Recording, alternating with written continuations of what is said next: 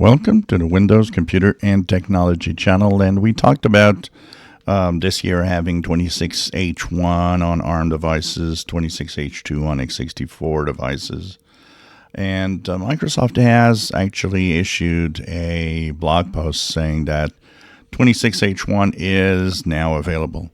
But the way it's rolling out and the way it seems to be explained is that new ARM-based processors that are Copilot plus PC and so on that will be getting into the market will have 26H2, 26H1, sorry.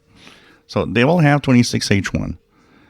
And if you're on 25H2 with an ARM device, you'll be getting 26H2. This is getting very confusing.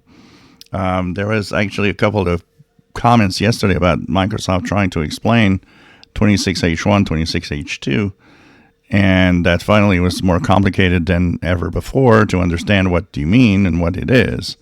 So from what I get is that new hardware is getting 26H1, and it doesn't have new features, but it has an enhanced performance over the other versions of Windows 11 for ARM processors. So I guess 26H1 seems to be more like a tweak of the system itself. And from what I understand, those that are getting 26H1 are going to get, well, probably 27H1 next. They're not getting 26H2.